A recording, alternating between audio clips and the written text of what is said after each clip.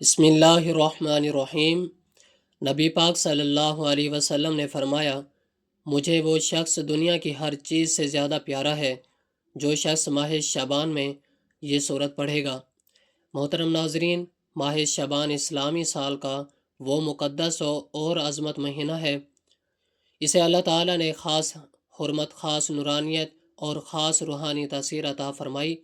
یہ وہ مہینہ ہے جو بندے کو غفلت کی نیند سے جگا کر رب کی در کی طرف لوٹنے کی دعوت دیتا ہے، اور اس میں کیے گئے چھوٹے عمل کا اجر بھی کئی گنا بڑھا دیا جاتا ہے۔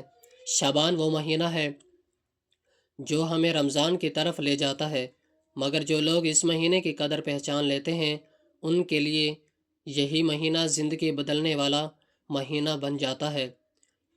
اس ماہ کے بارے میں نبی پاک صلی اللہ علیہ وسلم کے مبارک الفاظ دلوں کو لرزا دیتے ہیں، جن میں آپ صلی اللہ علیہ وسلم نے فرمایا کہ مجھے وہ شخص دنیا کی ہر چیز سے پیارا ہے جو ماہ شعبان میں یہ سورت پڑھتا ہے۔ ذرا غور کیجئے، دنیا کی ہر نعمت، ہر رشتہ، ہر چیز سے بڑھ کر اگر کوئی عمل حضور صلی اللہ علیہ وسلم کی محبت کا سبب بن جائے تو وہ کتنا عظیم عمل ہوگا۔ یہ وہ محبت ہے جو صرف زبان سے دعویٰ کرنے سے نہیں ملتی، بلکہ ایسے اعمال سے ملتی ہے جو اللہ رب العزت اور اس کے محبوب صلی اللہ علیہ وسلم کو پسند ہو۔ اس بابرکت سورت کی تلاوت بحث چند آیات پڑھ لینا نہیں، بلکہ دلوں کی اصلاح، گناہوں کی معافی، پریشانیوں کے خاتمے اور رب کی خاص مدد کو دعوت دینے کا ذریعہ بن جاتی ہے۔ بہت سے لوگ زندگی کی مشکلات، تنگی، رزق، گھریلو پریشانیاں اور روحانی بے چینی میں مبتلا ہوتے ہیں، مگر انہیں یہ معلوم نہیں ہوتا کہ اللہ رب العزت نے ان کے لیے نجات کا وہ دروازہ پہلے ہی کھول رکھا ہے۔ ماہ شعبان میں اس سورت کی تلاوت ایسے ہی بند دروازے کھول دیتی ہے جو دل پر جمی سیاہی کو دھو دیتی ہے اور انسان کو نبی کریم صلی اللہ علیہ وسلم کی خاص محبت کے حصار میں لے آتی ہے۔ آج کی اس ویڈیو میں ہم اس عظیم فرمان مصطفیٰ صلی اللہ علیہ وسلم کے اس بابرکت سورت کے روحانی اسرار، اس کے فضائل اور اس خوش نصیب لوگوں کا ذکر کریں گے جنہوں نے اس عمل کو اپنایا اور اپنی زندگیوں میں ایسے معجزاتی اثرات دیکھے جن کا وہ خود بھی تصور نہیں کر سکتے۔ اگر آپ چاہتے ہیں کہ آپ کا نام بزنس لوگوں میں شامل ہو جنہیں نبی پاک صلی اللہ علیہ وسلم دنیا کی ہر چیز سے محبوب فرماتے ہیں، اگر آپ چاہتے ہیں کہ آپ کی دعائیں قبول ہوں، دل کو سکون ملے اور زندگی میں برکت آئے، تو اس ویڈیو کو آخر تک ضرور دیکھیں، کیونکہ ممکن ہے کہ یہی لمحہ آپ کی زندگی کا رخ ہمیشہ کے لیے بدل دے۔ شعبان کا مہینہ ان 4 مہینوں میں سے ہے جن کو اللہ تبارک و تعالی نے عرش الحرم یعنی حرمت والے مہینے قرار دیا۔ سورۃ توبہ میں اللہ تعالیٰ کا ارشاد ہے، حقیقت یہ ہے کہ اللہ تعالیٰ کے نزدیک مہینوں کی تعداد 12 ہے جو اللہ کی کتاب یعنی لوح محفوظ کے مطابق اس دن سے نافذ چلی آتی ہے جس دن اللہ نے آسمانوں اور زمین کو پیدا کیا۔ ان 12 مہینوں میں سے 4 حرمت والے مہینے، اس کی تفصیل حضرت ابوبکر صدیق رضی اللہ تعالیٰ عنہ کی روایت میں اسی طرح آئی ہے کہ جناب رسول صلی اللہ علیہ وسلم نے فرمایا کہ بے شک زمانہ پھر اپنی پہلی اسی حیات پر آئے گا جس پر اللہ تعالیٰ نے آسمان و زمین کو پیدا کیا تھا۔ سال 12 مہینے کا ہوتا ہے۔ ان میں 4 حرمت والے مہینے ہوتے ہیں، 3 تو لگاتار یعنی زکوٰۃ، ذی الحج، محرم اور چوتھا رجب جو جمادی الاخر اور شعبان کے درمیان میں پڑتا ہے۔ ان مہینوں کو حرمت والا مہینہ 2 معنی کے اعتبار سے کہا گیا ہے۔ ایک اس لیے کہ ان میں قتل و قتال حرام ہے، دوسرا اس لیے کہ یہ مہینہ معتبر اور واجب الاحترام ہے، ان عبادت کا ثواب زیادہ ملتا ہے۔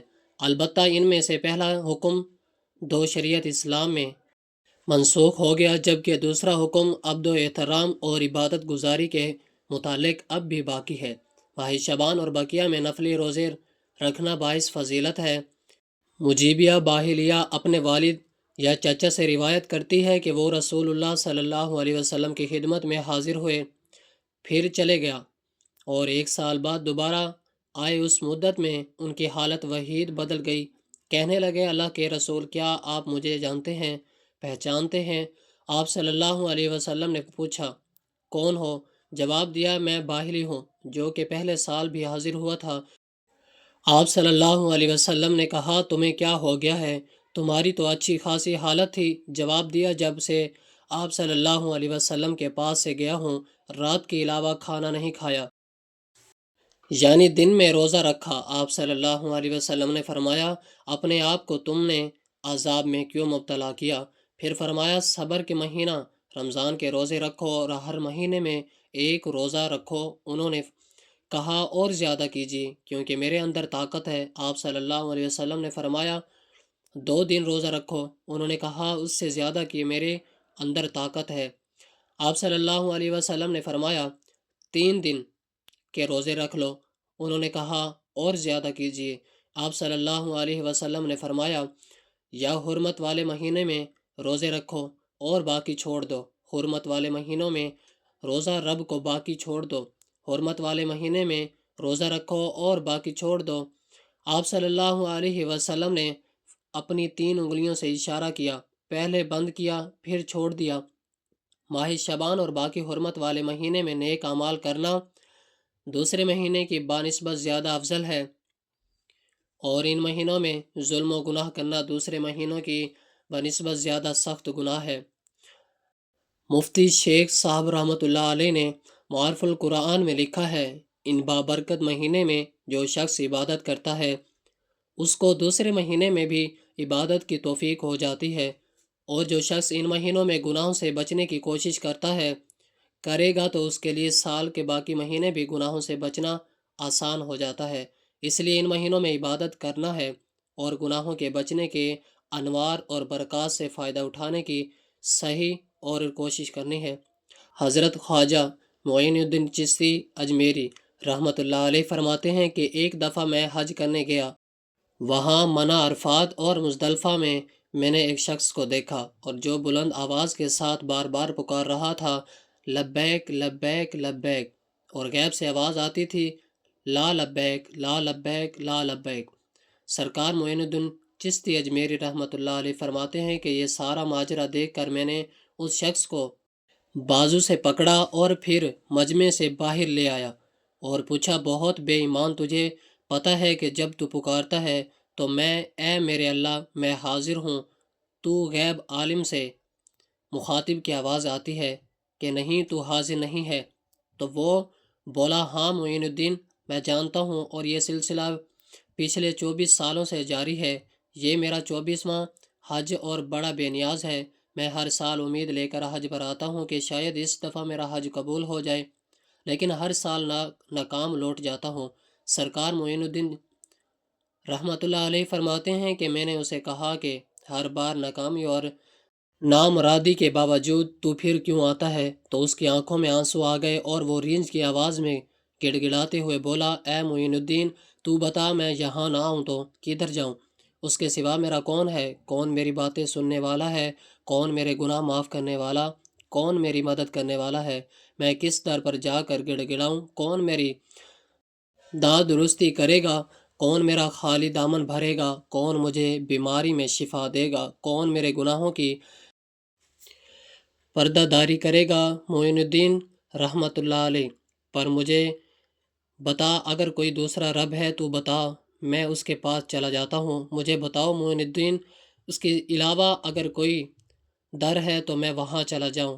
روتا اور گڑ گڑاتا ہوا سرکار معین الدین فرماتے ہیں کہ اس کی باتیں سن کر میری آنکھوں سے آنسو جاری ہو گئے، جسم پر لرز طاری ہو گیا، اور میں نے اپنے لرز سے ہاتھ بارگاہ خداوندی میں دعا کے لیے اٹھایا اور کپاتے ہوئے ہونٹوں سے ابھی صرف اللہ کو پکارنا شروع کیا تھا کہ غیب سے آواز آئی اے معین الدین یہ ہمارا اور اس کا معاملہ ہے، تو پیچھے ہٹ جا۔ تو تم نہیں جانتے کہ مجھے اس کا اس طرح گڑ گڑانا لبیک لبیک کہنا کتنا پسند ہے۔ اگر میں اس کے لبیک کے جواب میں آج ہی لبیک کہہ دوں اور اسے یہ یقین ہو جائے کہ اس کا حج قبول ہو گیا تو وہ آئندہ حج کرنے نہیں آئے گا، اور یہ سمجھتا ہے کہ اس کا حج قبول نہیں ہو رہا تو اسے بتاؤ کہ پچھلے 23 سال سے جتنے بھی لوگوں کے حج قبول ہوئے وہ سب اس کی لبیک لبیک لبیک کی بدولت ہی قبول ہوئے۔ سبحان اللہ۔ حضرت اویس کرنی رضی اللہ تعالیٰ عنہ کی اپنی ماں سے محبت کا ایک یادگار واقعہ، حضرت اویس کرنی رضی اللہ تعالیٰ عنہ نے نبی کریم صلی اللہ علیہ وسلم کی زیارت نہیں کر سکے، لیکن دل میں حسرت بہت تھی کہ حضور صلی اللہ علیہ وسلم کا دیدار کر لوں۔ بوڑھی ماں تھی اور ان کی خدمت آپ کے حضور صلی اللہ علیہ وسلم کے دیدار سے رکے ہوئے تھی۔ ادھر حضور اکرم صلی اللہ علیہ وسلم کے دیدار رکے ہوئے تھے، ادھر حضور صلی اللہ علیہ وسلم یمن کی طرف رخ کر کے کہا کرتے تھے کہ مجھے یمن سے اپنے دوست کی خوشبو آ رہی ہے۔ ایک صحابی رضی اللہ تعالیٰ عنہ نے کہا، یا رسول اللہ صلی اللہ علیہ وسلم، اگر آپ اس سے اتنا پیار کرتے ہیں اور وہ ہے کہ آپ سے ملنے بھی نہیں آئے، تو پیارے آقا صلی اللہ علیہ وسلم نے فرمایا کہ اس کی بوڑھی اور نابینا ماں ہے، جس کی آواز بہت خدمت کرتا ہے اور اپنی بوڑھی ماں کو تنہا چھوڑ کر نہیں آ سکتا۔ پیارے آقا صلی اللہ علیہ وسلم نے حضرت عمر رضی اللہ تعالیٰ عنہ اور حضرت علی رضی اللہ تعالیٰ عنہ سے مخاطب ہوتے ہوئے فرمایا کہ تمہارے دور میں ایک شخص آئے گا جس کا نام ہوگا اویس کرنی، درمیانہ رنگ ہوگا، کالا، اور جسم پر ایک سفید داغ ہوگا۔ جب وہ آئے تو تم دونوں نے اس سے میری امت کے لیے دعا کروانا، کیونکہ اویس کرنی نے ماں کی ایسی خدمت کی، جب بھی وہ دعا کے لیے ہاتھ اٹھاتا ہے تو اللہ تبارک و تعالی اس کی دعا کبھی ارادہ نہیں کرتا، کبھی رد نہیں کرتا۔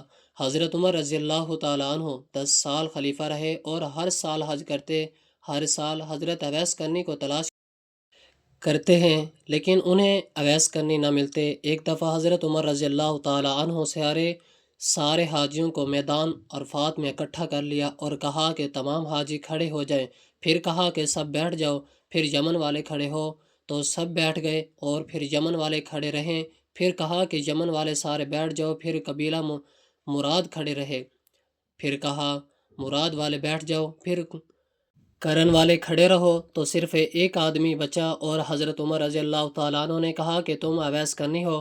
تو اس شخص نے کہا ہاں میں کرنی ہوں۔ تو حضرت عمر فاروق رضی اللہ تعالیٰ عنہ نے کہا کہ تم اویس کرنی کو جانتے ہو؟ اس شخص نے کہا کہ ہاں جانتا ہوں، وہ تو میرے سگے بھائی کا بیٹا ہے۔ آپ نے پوچھا کہ اویس ہے کدھر؟ تو اس شخص نے کہا کہ وہ رفعت گیا ہے اونٹ چرانے۔ آپ نے حضرت علی رضی اللہ تعالیٰ عنہ کو ساتھ لیا اور عرفات کی طرف دوڑ لگائی۔ جب وہاں پہنچے تو دیکھا کہ اویس کرنی درخت کے نیچے نماز پڑھ رہے ہیں اور اونٹ چاروں طرف چل رہے ہیں۔ آپ دونوں آ کر بیٹھ گئے اور حضرت اویس کرنی کی نماز ختم ہونے کا انتظار کرنے لگے۔ جب حضرت اویس کرنی رضی اللہ تعالیٰ عنہ سلام پھیرا تو حضرت عمر فاروق رضی اللہ تعالیٰ عنہ نے پوچھا کہ کون ہو بھائی؟ تو حضرت اویس کرنی نے کہا کہ میں اللہ کا بندہ۔ تو حضرت عمر فاروق رضی اللہ تعالیٰ عنہ نے کہا کہ سارے ہی اللہ کے بندے ہیں، لیکن تمہارا نام کیا ہے؟ تو حضرت اویس کرنی نے رضی اللہ تعالیٰ عنہ نے کہا کہ آپ کون ہو؟ حضرت علی رضی اللہ تعالیٰ عنہ نے کہا کہ یہ امیر المؤمنین حضرت عمر بن خطاب ہیں اور میں علی ابن ابی طالب ہوں۔ حضرت اویس کا یہ سننا تھا کہ وہ تھر تھراٹ کانپنے لگے اور کہا کہ جی میں معافی چاہتا ہوں، میں نے آپ کو پہچانا نہیں تھا، میں تو پہلی دفعہ حج پر آیا ہوں۔ حضرت عمر رضی اللہ تعالیٰ عنہ نے کہا کہ تم اویس ہو؟ تو انہوں نے کہا کہ ہاں میں یہ اویس ہوں۔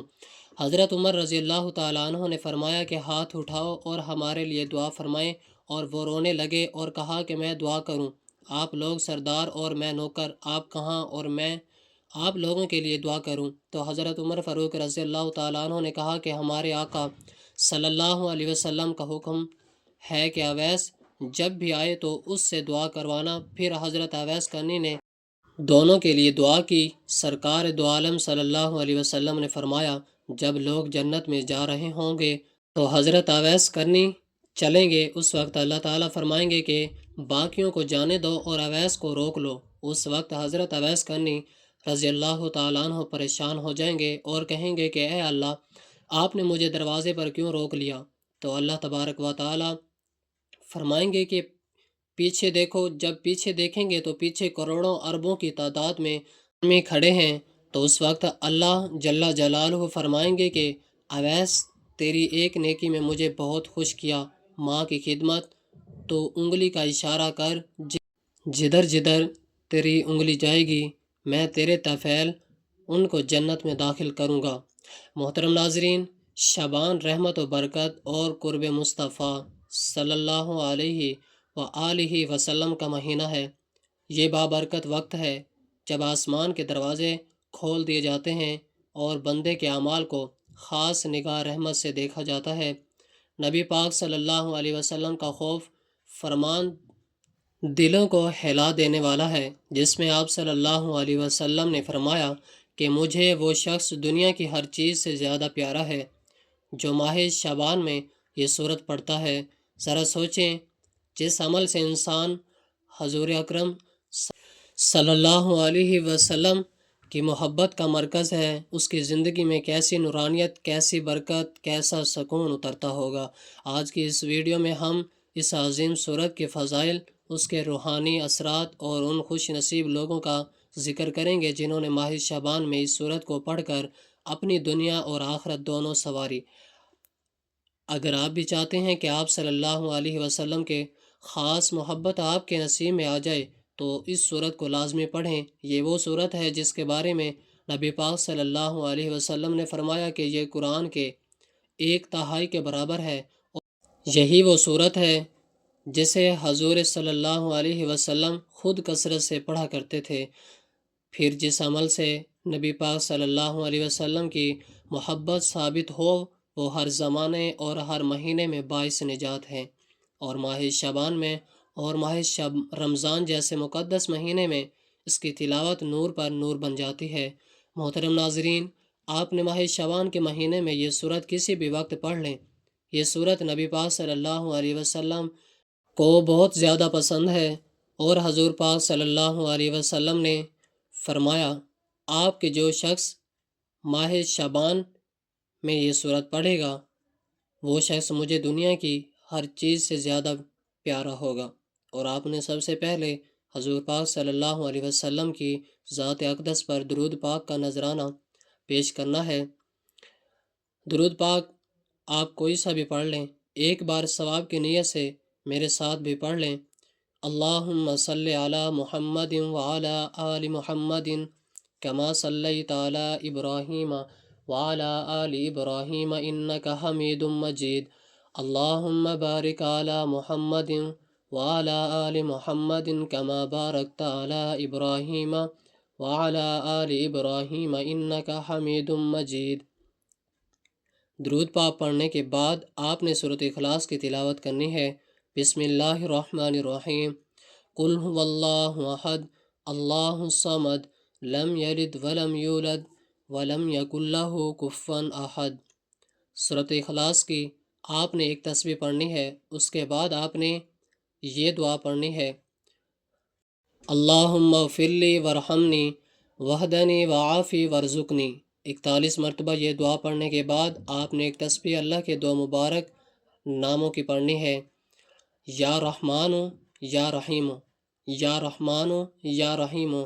یہ ایک تسبیح پڑھنے کے بعد آپ نے استغفر اللہ کی ایک تسبیح پڑھنی ہے، اور آخر میں پھر دوبارہ درود پاک پڑھنا ہے جو شروع میں پڑھا تھا۔ ماہ شعبان کے مہینے میں آپ یہ وظیفہ پڑھیں گے تو آپ حضور پاک صلی اللہ علیہ وسلم کے خاص بندے ہو جائیں گے۔ اس عمل کو آپ ماہ شعبان میں روزانہ پڑھنے کا معمول بنا لیں، انشاءاللہ اللہ تعالیٰ کی خاص رحمت برکتیں نازل ہوں گی، آپ پر نازل ہوں گی۔ ماہ شعبان محض ایک اسلامی مہینہ نہیں بلکہ اللہ تبارک و تعالیٰ کی خصوصی رحمت ہو، نبی پاک صلی اللہ علیہ وسلم کی خاص توجہ اور روحانی بلندیوں کا دروازہ ہے۔ نبی پاک صلی اللہ علیہ وسلم کی طرف منسوب یہ بات ہمارے سامنے آتی ہے کہ مجھے وہ شخص دنیا کی ہر چیز سے زیادہ پیارا ہے۔ جو ماہ شعبان میں یہ صورت پڑھے تو دل خود بخود جھک جاتا ہے، آنکھیں نم ہو جاتی ہیں، روح اللہ کی طرف لپکنے لگتی ہے۔ یہ الفاظ ہمیں دعوت دیتی ہے کہ ہم دنیا کی فانی مصروفیات سے نکل کر قرآن کے دامن سے جڑ جائیں، خاص طور پر ان مبارک دونوں میں جو ہر نیکی کا اجر کئی گنا بڑھا دیا جاتا ہے۔ اگر ہم اخلاص، نیت، ادب اور یقین کے ساتھ اس صورت کی تلاوت کو اپنا معمول بنا لیں تو بعید نہیں کہ اللہ تبارک و تعالی ہمیں اپنے محبوب صلی اللہ علیہ وسلم کے اس خاص محبت میں شامل فرما لے۔ یہی ماہ شبان کا پیغام ہے، یہی اس سورہ کی روح ہے، اور یہی ہماری نجات کا، کامیابی اور قرب الہی کا راستہ ہے۔ اللہ ہمیں عمل کی توفیق عطا فرمائے، آمین۔ ہماری اللہ تعالیٰ سے دعا ہے کہ اللہ تبارک و تعالیٰ ہم سب کو نیک اعمال کرنے کی توفیق عطا فرمائے، اور اللہ تبارک و تعالیٰ نیکی کی بات کو سننے، سمجھنے اور اس پر عمل کرنے کی طاقت اور توفیق مرحمت عطا فرمائے، اور میرا سنانا اور آپ کا سننا اپنی پاک بارگاہ الہی میں قبول و منظور فرمائے، جو مانگا مقدر فرمائے، جو نہیں مانگ سکے بن مانگے عطا فرمائے، آمین ثم آمین۔ ناظرین، آپ سے گزارش ہے کہ اپنے رزق میں برکت اور وسعت کشادگی کے لیے اللہ تبارک و تعالیٰ کے 99 ناموں میں سے کوئی ایک نام لکھ کر کمنٹ سیکشن میں ضرور شیئر کریں۔ اللہ تعالیٰ ہم سب کا حامی و ناصر ہو، آمین۔ جزاک اللہ۔